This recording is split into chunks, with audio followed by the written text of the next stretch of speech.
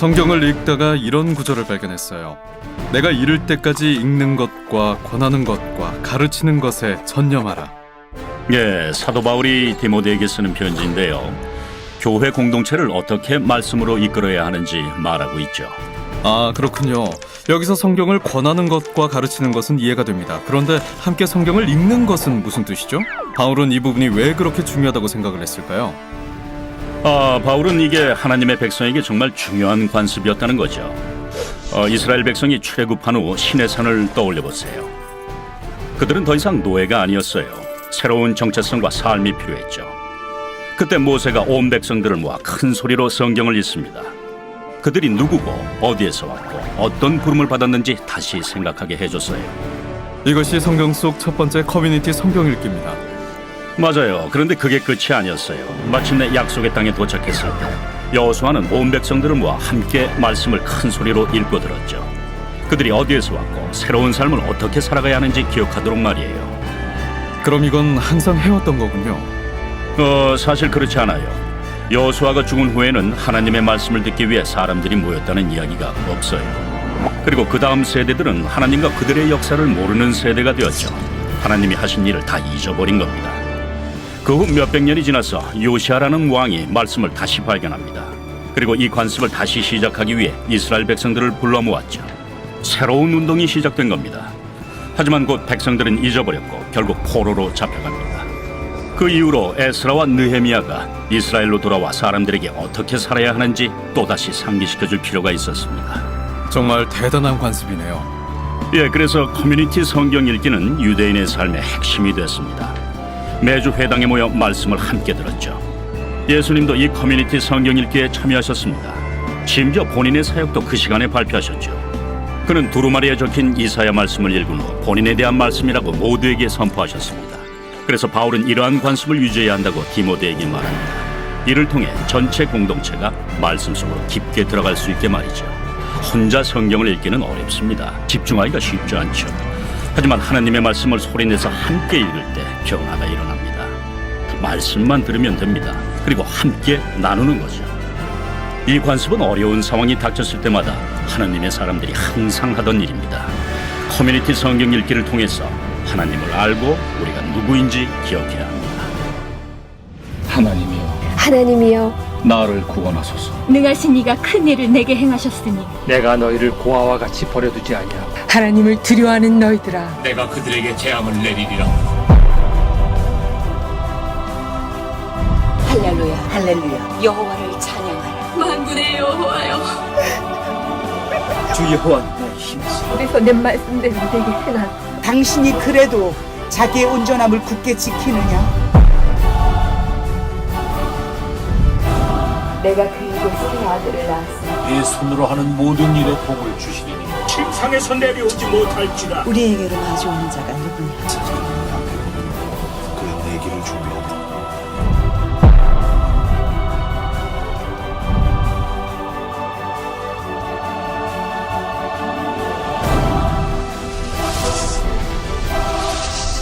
은혜와 감동이 갑절로 된다는 거. 예수님이 말을 걸듯 이 성경이 조금 더 쉽게 쉽고 재미있고 편하게 살아있는 말씀을 정말 맛있게 들으셨으면 좋겠어요. 여러분들의 주님 만나보셨으면 합니다.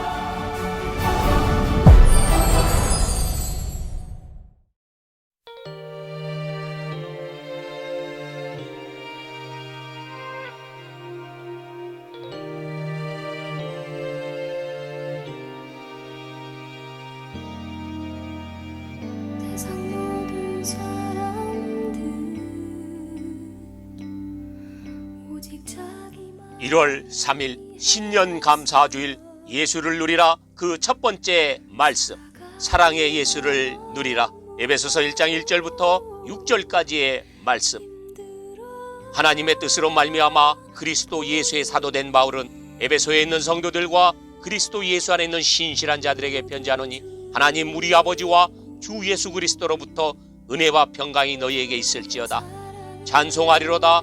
하나님 곧 우리 주 예수 그리스도의 아버지께서 그리스도 안에서 하늘에 속한 모든 신령한 복을 우리에게 주시되 곧 창세전에 그리스도 안에서 우리를 택하사 우리로 사랑 안에서 그 앞에 거룩하고 흠이 없게 하시려고 그 기쁘신 뜻대로 우리를 예정하사 예수 그리스도로 말미암아 자기 아들들이 되게 하셨으니 이는 그가 사랑하시는 자 안에서 우리에게 거저 주시는 바 그의 은혜의 영광을 찬송하게 하려는 것이라. 아멘. 할렐루야, 할렐루야. 우리 세계비전께 나온 여러분들을 예수님의 이름으로 사랑하고 축복합니다. 또한 지금 이 시간 온라인으로 함께하는 우리 모든 가족들도 사랑하고 축복합니다. 우리 하나님께 감사와 영광의 박수 올려드리겠습니다. 네, 우리 신년 감사 예배를 올려드리고 있는데요. 이 시간에도 온라인으로밖에 예배를 드릴 수밖에 없는 너무나 안타까운 마음이 있습니다. 지금 물론 예배팀들과 중직들이 나와서 이렇게 방역을 또한 준수하면서 예배 드리려고 이렇게 하고 있는데요. 이 시간에도 오늘부터 승려에는 항상 주일 예배 때에는 실시간 채팅창이 열려져 있습니다. 그것 속에 아무개 일사님 예배에 참석했다고 꼭 참석했다고 이렇게 본인의 참석을 알려주시고요. 그래서 교회에서 또한 함께 또 기도 제목도 올라오면 같이 기도도 하고 하니까 잊지 마시고 지금 실시간 함께 하시는 분들 모두 다 참석하셨다고 아멘으로 아무개 가정 참석했습니다. 예배드립니다. 아멘으로 화답하기를 원하고요. 함께 예배하는 귀하고 복된 시간 되기를 원합니다. 이번 연도는 제가 진짜 칼을 빼들었어요. 정말 이번 연도는 정말 우리가 영적으로 코로나라고 해서 침체되어 있을 수 없습니다. 성경을 전체를 읽은 드라마 바이블이라는 너무나 좋은 앱이 있어요. 그래서 그 앱을 전체를 읽는데 85시간 정도 걸리는데 그 시간을 월요일부터 금요일까지 30분으로 나누면 딱 맞아요. 그래서 매 새벽마다 30분씩 모두 모여서 성경을 읽을 겁니다. 물론 방역 수칙을 준수해야 되기 때문에 새벽에 예배팀들만 모이겠지만 실시간 송출될 거예요. 그리고 또한 실시간 채팅창이 열릴 것입니다. 그리고 또한 매일매일의 그 성경 진도는 홈페이지와 그리고 또한 구국기도 카톡방에 올라올 것입니다. 공지가 될 거예요. 매일매일 우리 모두가 정해진 시간에 함께 성경을 읽을 거예요. 왜 그러냐? 이스라엘 민족이 그리해 왔어요. 위기에 빠지면 위기를 극복할 수 있는 것은 나의 능력이 아니라 말씀의 능력이라는 거예요. 올 한해 우리 이겨내야 됩니다. 올 한해 주제는 회복이에요. 사랑의 예수를 누리는 교회로서 회복돼야 됩니다. 코로나의 그 압박, 그 수많은 어려움 해방돼야 됩니다. 신앙생활의 묶임 해방돼야 됩니다. 주님께서 주시는 풍성함으로 해방돼야 됩니다. 그것을 위해서 우리에게 필요한 것은 말씀의 능력이에요. 그래서 말씀을 전하기 위해서 무엇보다도 정말 주일날 스쳐 지나가는 말씀이 아니라 내 삶에 힘이 되는 말씀이 되기를 원하는 마음으로 이제 드라마 바이블 전 성도가 성경 읽독을 해야 됩니다. 반드시 해야 됩니다. 그래서 우리 교회가 새벽에 함께 시작을 하고 함께 모두가 하고요. 매주 월요일 이제 내일이죠. 내일에는 이 셀 리더들이 저와 함께 신앙서적을 읽으면서 함께 말씀 속으로 들어갈 겁니다. 그리고 화요일, 목요일 계속해서 월화 수목 금 계속 저녁 때 모임이 있습니다. 물론 온라인으로 모이죠. 그 모든 모임을 통해서 성경 공부를 통해서 영적으로 훈련받는 시간이 될 것입니다. 자세한 모임은 모바일과 또한 이 종이 주보에 나오는 그 자세한 그 일정을 참조하시길 바라고요. 이번 연도 그냥 지나가면 안 됩니다. 회복의 순간, 회복을 원하며 회복을 누릴 2021년 사랑의 예수를 누리기 위해 우리는 말씀의 능력이 필요합니다. 말씀의 능력으로 우리 모두 일어나서 회복하고 간증을 누리고 승리하고 힘차게 하나님을 찬송하며 영광을 올려드리는 한 해 되시길 예수님의 이름으로 축복합니다. 자, 이제 오늘 말씀부터 시작을 해서 이번 달과 다음 달은 에베소서의 내용을 나눌 거예요. 에베소서의 내용을 통해서 사랑의 예수를 누리라라는 주제로 이번 달과 다음 달의 말씀이 진행이 될 것인데 오늘 말씀은 에베소서 1장의 내용을 나눌 것입니다. 먼저 에베소서는 어떤 말씀이냐면은 에베소는 서신입니다. 어떤 서신이냐? 옥중서신이에요. 바로 옥중서신. 옥에서 사도 바울이 이렇게 서신을 쓴 그런 내용이 바로 옥중서신이에요. 옥중서신 크게 네 가지가 있어요. 빌립보서, 골로새서, 빌레몬서, 그리고 오늘 이번 달 다음 달 나눌 에베소서까지 그게 네 가지가 있는데 이것이 기록된 시기는 AD 61년에서 63년경이에요. 뭐 복잡하게 얘기하는 것보다 쉽게 얘기하면 사도 바울이 사도행전 후반부 있죠. 사도행전 이제 28장 그 부분에 바로 자택 연금 상태에 있었는데 바로 그때 쓰여진 게 바로 에베소서예요. 그때 어떻게 사도 바울이 있었냐면은 그 상황을 잘 설명한 구절 제가 두 구절만 읽어드릴게요. 사도행전 28장 16절과 20절 말씀에 이렇게 말해요. 우리가 로마에 들어가니 바울에게는 자기를 지키는 한 군인과 함께 따로 있게 허락하더라. 이러므로 너희를 보고 함께 이야기를 청하였으니 이스라엘 소망을 말미암아 내가 이 쇠사슬에 매인 바 되었노라라고 말합니다. 자, 사도 바울이 이제 자택 연금 상태로 특별 죄수의 신분으로 있는 거예요. 그래서 그때 로마법, 그때 관례에 따르면은 특별 죄수 신분으로 자택 연금으로 있는 그 죄수에게는 언제나 군사 한 명이 따라붙게 되어 있어요. 따라붙어서 양손에 한 손은 죄수의 손, 한 손은 이제 군사의 손에 쇠사슬을 같이 묶는 거예요. 그래서 잠도 같이 자고 밥 먹을 때도 옆에 있고 24시간 감시하는 겁니다. 그 나라에서 정해준 바로 그 장소, 그 자택에서 군사와 함께 딱 붙어 있는 거예요. 바로 옆에 24시간 감시가 딱 붙어 있는 거예요. 쇠사슬에 묶여서. 안으로는 어떻게 했냐? 사도 바울 상황은 안으로는 바로 옆에 감시자가 붙어 있고 바로 자기의 손은 쇠사슬에 묶여 있고 그 자택을 빠져나갈 수가 없어요. 빠져나가면 큰일 나요. 그럼 탈옥이에요. 빠져나갈 수 없는 그런 상황. 안으로 완전히 갇혀 있고 묶여 있어요. 그뿐만이 아닙니다. 밖에는 어떤 상황이냐면은 수많은 유대인의 무리들이 사도 바울을 죽이려고 뜬다고 있었어요. 그래서 사도행전 23장을 보면 어떤 일이 있냐면은 40여 명의 사람들이 그렇게 매복하여서 사도 바울을 죽이려고 이렇게 틈을 본 다음에 이제 백부장한테 천부장한테 얘기를 하는 거예요. 뭐라고 얘기를 하냐면은 이제 사도 바울을 만나게 해달라고 얘기할 것이 있다고 하고 나서 이렇게 이동하는 순간에 죽이려고 그런 끔찍한 일도 하면서 계속해서 죽이려 했습니다. 즉 바깥에는 목숨의 위협이 있고 안으로는 묶여 있는 것이 바로 오늘 본문 속의 사도 바울의 상황인 것입니다. 너무나 어렵지 않습니까? 우리 그리스도인들의 모습과 너무나 흡사하지 않습니까? 안으로는 묶여 있어요. 문제에 묶여 있고 경제 어려움에 묶여 있고 걱정에 묶여 있고 근심에 묶여 있고 24시간 나를 따라오는 삶의 어려움이 나를 꽉 잡고 있는 거예요. 수많은 핍박과 감시의 눈이 바로 눈앞에 있어요. 그뿐만이 아닙니다. 문 밖으로 나가면 목숨의 위협이 있어요. 전 세계로 퍼져가는 코로나19 바이러스 속에서 코로나만 어려운 것이 아닙니다.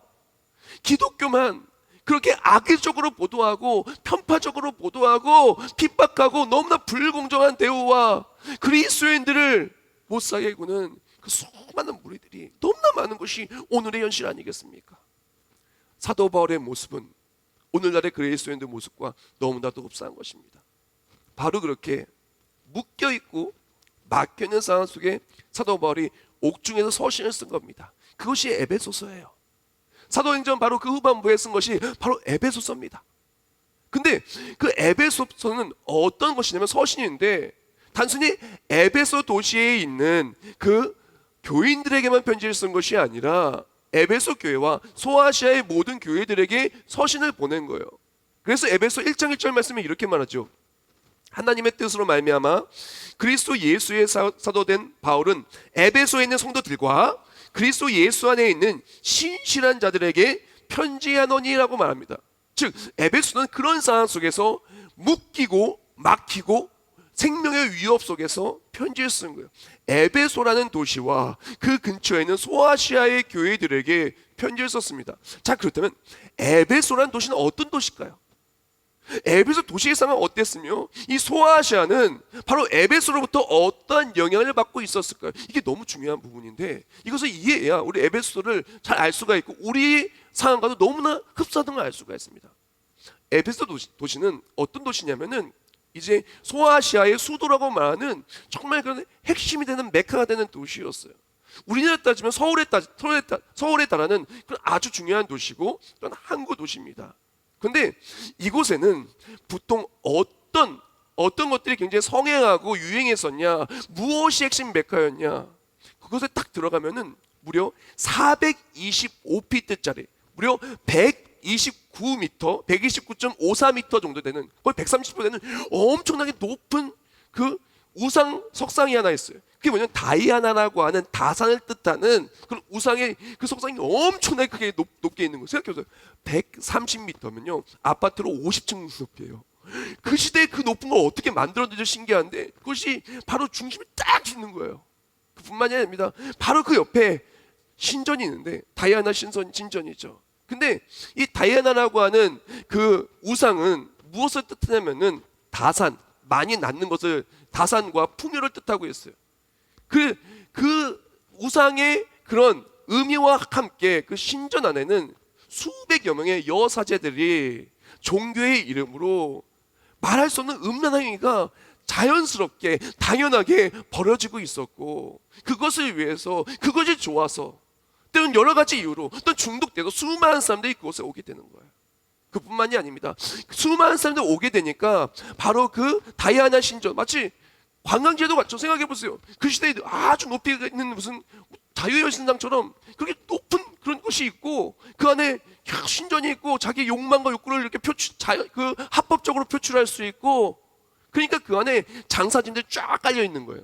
뭘 파냐? 다이아나 그 기념품처럼 우상신의 그 모형들과 그런 것들을 파는 거예요.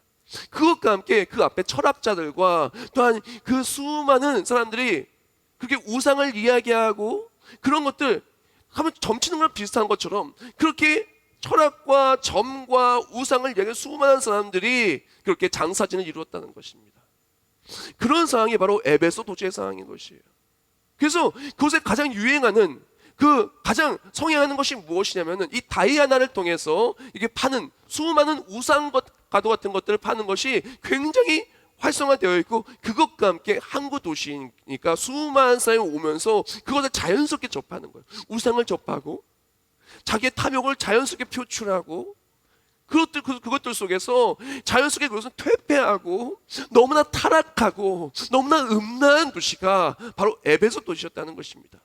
이 에베소 도시의 두 가지 핵심 메카는 무엇이냐면은 한 가지는 뭐냐면은 물질 만능주의, 두 번째는 탐욕의 정당화였어요. 이 두 가지가 집약적으로 돼서 발전되고 풍요롭게 표현된 것이 바로 에베소라는 도시예요. 바로 그곳에 복음이 들어오기 시작한 겁니다. 근데 복음의 가치는 이 두 가지의 가치와 완전히 상반되는 거예요.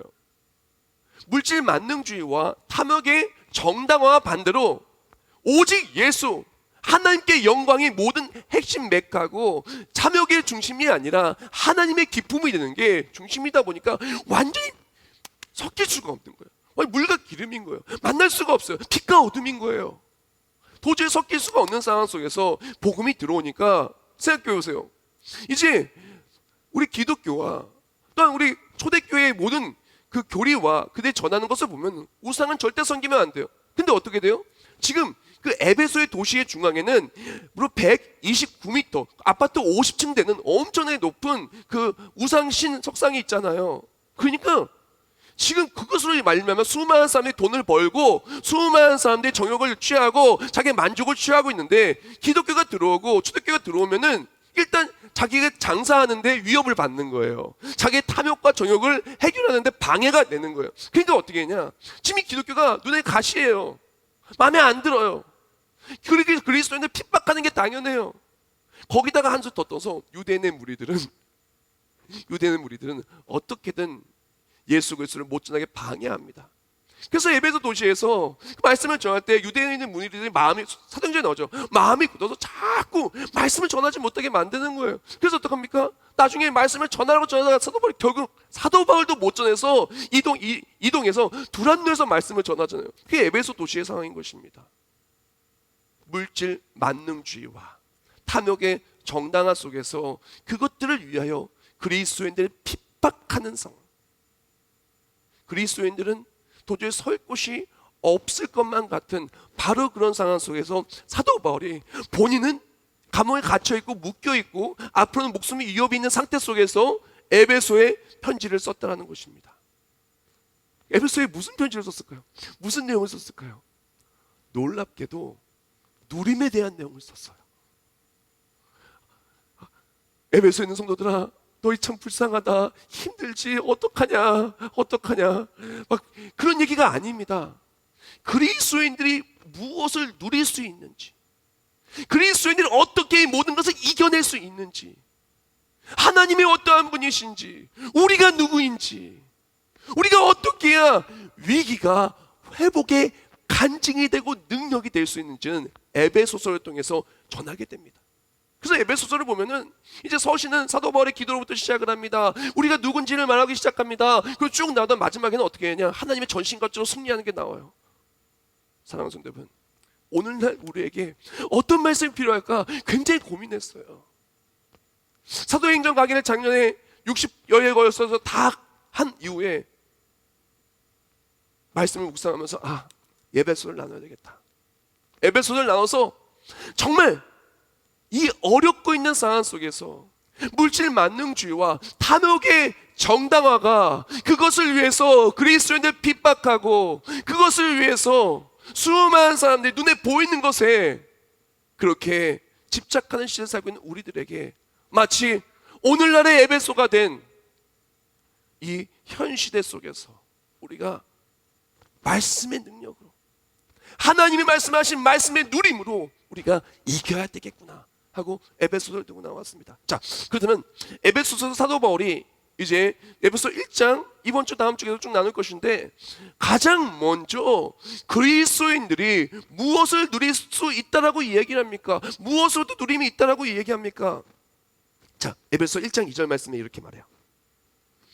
하나님 우리 아버지와 주 예수 그리스도로부터 from God our Father and the Lord Jesus Christ, 그 하나님으로부터 세상이 아닌 하나님이 주시는 것들을 받아 누리는 것이 누림의 첫째 핵심이에요. 지금 에베소 도시는요, 뭘 누리고 있냐면은, 에베소 도시는 우상으로 말미암은, 탐욕의 정당으로 말미암은 그 산물을 팔고 그것으로 말미암아 자기의 만족을 채우며 살고 있는 도시였어요. 하나만 더 말씀드릴게요. 그렇다면은 오늘날의 그 다이아나 석상이 어떻게 됐을까 되게 궁금하더라고요. 막 검색을 해봤더니 어떻게 했냐면, 지금은 없어요. 지금은 그 잔해가 남아있고 역사적인 무슨 그런 히스토리컬 무슨 플레이스로 해가지고 그곳에 가면은 뒤에 사도 요한의 묘가 있고요. 그냥 성지 순례할 때 지나가는데요, 다 부서져 지금은 없어요. 사랑하는 성도 여러분, 세상 사람들은요, 세상의 것들로 말미암아 누리려 해요. 그리스도인들은 무엇으로 누려야 될까요? 누림의 핵심가치 첫 번째는 무엇이냐면은, 사도 바울이 본인은 묶여있고 앞으로는 목숨의 위협이 있지만 뭐라고 얘기하냐, 그리스도인들은 하나님으로부터 오는 것들을 누려야 한다라고 말하고 있는 것입니다. 우리가 이기는 것은 내 능력으로 이기는 것이 아니라는 것입니다. 뭐 다사의 상징인 우산인 뭐 다이아나 그런 걸로 이기는 것이 아니라는 것입니다. 그리스도인들이 무엇으로 이길 수 있냐? From God our Father, 우리 하나님으로부터, From Jesus Christ, 바로 예수 그리스도를 통해 우리는 이길 수가 있다는 것입니다. 이 어려운 시기 무엇으로 이길까요? 어떻게 누릴까요? 핵심 가치가 바로 여기서부터 시작되는 것입니다. 그리스도의 최고의 가치는 바로 예수 그리스도입니다. 우리가 모든 것을 이길 수 있는 능력이 어디서 오냐? 그리스도인들이 핍박받는 게 당연합니다. 우리 많은 사람들이 초대교회를 꿈꿔요. 사도바 같은 지도자를 꿈꿉니다. 초대교회 같은 간증을 원해요. 사도행전적 교회가 우리 교회가 되기를 원하고, 초대교회 같은 간증을 누리기를 원하고, 회복 있고 능력 있는 말씀을 체험하는 그런 성도와 공동체가 될 모두가 꿈꿉니다. 그런데 우리가 실제적으로 에베소서 상황을 깊숙이 보고 사도 바울이 묶인 상을 정확히 보니, 그들의 눈에 보이는 것은 분명히 묶여 있었고 막혀 있었고 핍박 속에 있었다라는 것입니다. 그러나 기억해야 될 것은 그들은 모든 것을 이겨냈어요. 어떻게? 그냥 이긴 것이 아닙니다. 누리면서 이겨냈어요. 어떻게? 하나님으로부터 오는 그것으로 말미암아 이기게 되었다라는 것입니다. 자, 그럼 조금 더 보겠습니다. 하나님으로부터 주는 것으로 말미암아 우리가 모든 것을 이길 수 있는데, 하나님이 주시는 것이 무엇일까요? 세상에 주는 것과 같지 아니하고 모든 것을 넉넉히 이길 만한, 넉넉히 이기는 걸 뛰어넘어 누리면서 이길 만한 하나님으로부터 오는 그리스도인만이 누릴 수 있는 특권이 무엇일까요? 자, 에베소 1장 5절과 6절에 이렇게 말합니다. 그 기쁘신 뜻대로 우리를 예정하사 예수 그리스도로 말미암아 자기의 아들들이 되게 하셨으니 이는 그가 사랑하는 자 안에서 우리에게 거저 주시는 바 그의 은혜의 영광을 찬송하게 하려는 것이다. 우리가 누림의 핵심은 무엇이냐면 하나님 자녀로서의 은혜를 누리며 사는 것이 누림의 핵심이라는 것입니다. 지금 초대교회 교인들에게 말하고 있는 거예요. 지금 눈앞에는 우상이 가득하고 핍박자가 가득하고 묶여있고 막혀있고 목숨의 위협을 느끼고 있는 바로 그 상황 속에 그리스도인들에게 서신을 쓰면서 얘기하는 것입니다. 그리스도인들이여, 너는 세상으로 말미암아 누리는 것이 아니란다. 예수 그리스도로 말미암아 누리는 것이란다. 무엇을 누리냐? 하나님의 자녀가 되는 그 은혜로서 우리는 모든 것을 이기고 우리의 누림은 하나님의 자녀로서 받는 은혜란다 라고 말하고 있는 것입니다. 우리가 무엇으로 이길 수 있냐? 교회가 무엇으로 이길 수 있느냐? 그리스도인들이 무엇으로 이길 수 있느냐? 바로 하나님의 자녀로서 누리는 것입니다. 오늘 본문에 말하기를 뭐라고 얘기했냐면은 하나님께서 우리에게 거저 주시는 바 그의 은혜라 그랬어요. 거저 주시는 선물이라고 말했어요. 로마서 5장 17절 말씀에 이렇게 말합니다.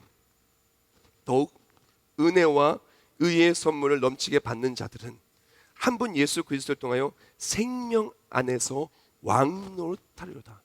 우리가 누린 누림은 무엇이냐? 은혜를 선물로 받아서 예수 안에서 왕노릇하는 것이 그리스도인들의 누림이라는 거예요. 조금 더 설명을 해드릴게요. 우리가 그리스도인은 무엇을 누리냐? 하나님을 너무나 사랑하신 거예요. 하나님이 세상을 이처럼 사랑하사 독생자를 주셨으니. 우리 요한복음 3장 10절 한번 볼까요? 하나님이 세상을 이처럼 사랑하사 독생자를 주셨으니 이는 그를 믿는 자마다 멸망하지 않고 영생을 얻게 하려 하심이라. 할렐루야. 사랑하는 성도 여러분, 하나님을 너무나 사랑하신 거예요. 그래서 겁니까? 우리에게 선물 주셨는데 그 최고의 선물이 뭐냐? 바로 예수님이에요.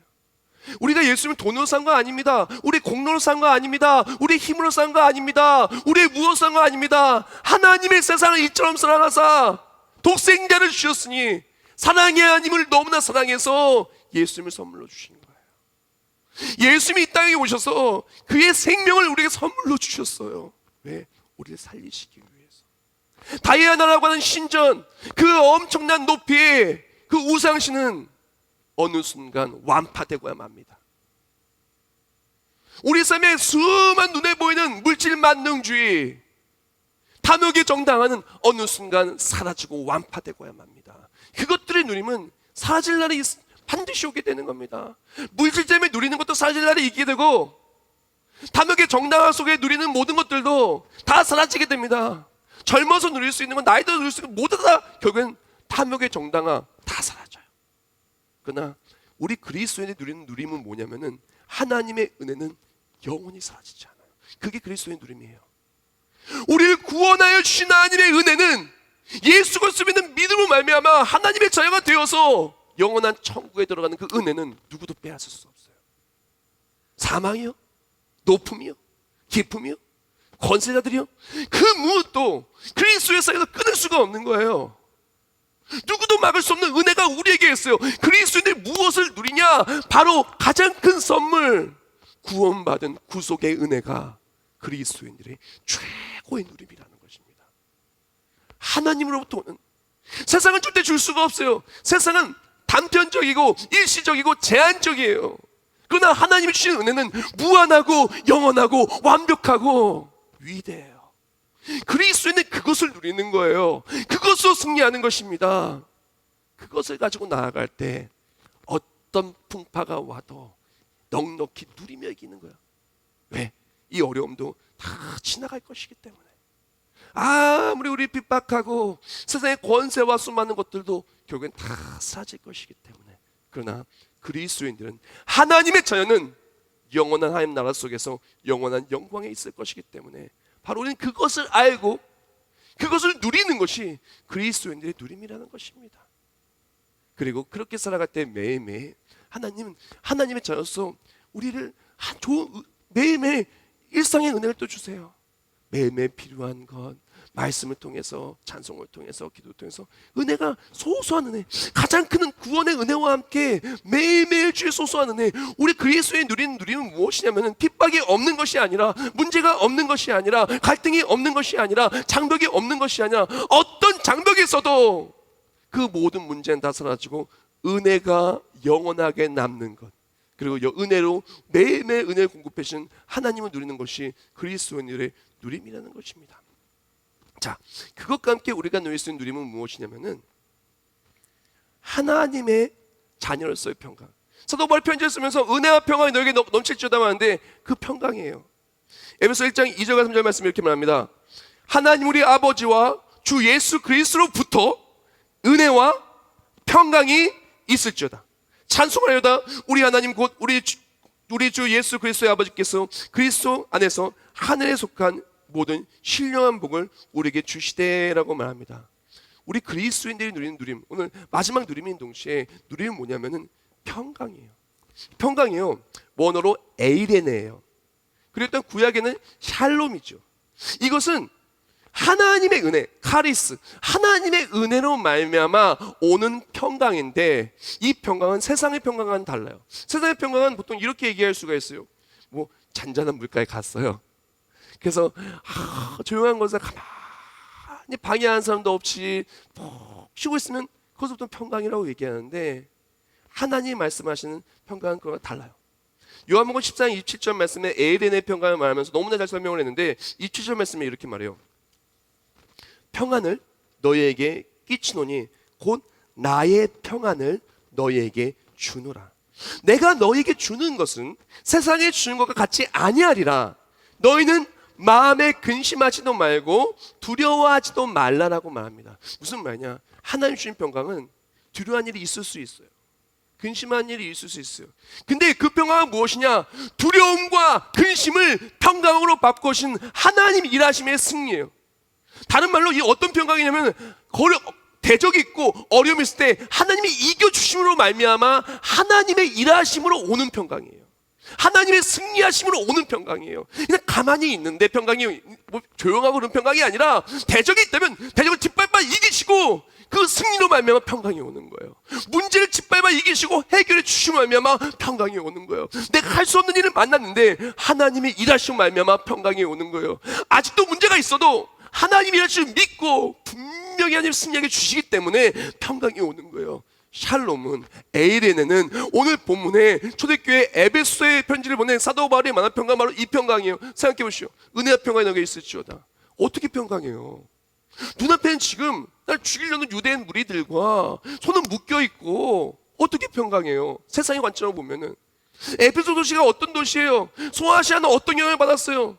그 수도, 소아시아의 수도가 된 에베소에 수많은 사람들이 와서 음란한 것들과 우상과 물질 만능주의, 탐욕의 정당화로 다 똘똘 뭉쳐져 있는데, 그래서 예수 믿는 사람은 자꾸 우상 같은 못 팔게 만들고 그 탐욕의 정당을 자꾸 방해하는데, 그래서 핍박이 가득한 것이 에베소 성인데 어떻게 평강해요? 근데 평강하라는 거예요. 어떻게?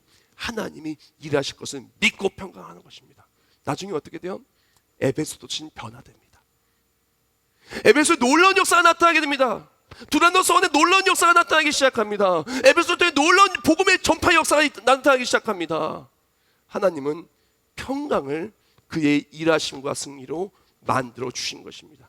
그리스도인들은 어떻게 평강할 수 있냐? 그리스도는 평강을 누려야 돼요. 문제가 없는 평강이 아닙니다. 어떤 문제를 만나도 하나님이 이겨주신 평강인 거예요. 올 한해 평강하시길 축복합니다. 평강하시길 예수님의 이름으로 축복합니다. 이게 그리스도의 누림이라는 것입니다. 마지막 파트입니다. 이제 이것을 누리며 살아가는 거예요. 은혜와 평강을 누리기 위해서 필요한 것이 무엇이냐면은 사도 바울이 말합니다. 서신했습니다. 왜 서신했을까요? 왜 서신했으면서 말할까요? 에베소 1장 5절 말씀에 이렇게 말합니다. 그 기쁘신 뜻대로 우리를 예정하사 예수 그리스도로 말미암아 자기의 아들들이 되게 하셨으니라고 말했습니다. 우리가 부모와 자녀가 아닐 때는 남남이잖아요. 남남이라고 하는 것은 붙잡을 이유도 없고 붙잡힐 이유도 없어요. 그렇지 않습니까? 근데 어떡합니까? 우리의 아이가 우리 부모님이, 우리 사는 가족은 서로 붙잡아 주기도 하고 붙잡히기도 하는 거예요. 우리 아버지이기 때문에, 우리 자녀이기 때문에 붙잡아 주기도 하고 묶여 있는 거예요. 묶여 있는 상태, 붙잡히고 붙잡는 상태가 되는 것입니다. 우리도 마찬가지입니다. 올 한해 우리에게 필요한 것이 무엇이냐면은 은혜와 평안을 주시는 하나님을 붙잡아야 돼요. 하나님의 자녀라면 하나님을 붙잡는 거예요. 그것과 함께 하나님께 붙잡히는 거예요. 우리 부모가 되신 하나님께 붙잡히는 것입니다. 사랑하는 성도 여러분, 세상에 붙잡히지 마십시오. 다이아나 신조는 무너집니다. 사라집니다. 하나님께 붙잡을 때 하나님이 은혜를 주시고 평강으로 승리케 하여 주시는 것입니다. 그것이 그리스도의 누림인 것입니다. 예배에 붙잡히십시오. 말씀에 붙잡히십시오. 찬송에 붙잡히십시오. 사역에 붙잡히십시오. 그러면서 하나님을 붙잡으십시오.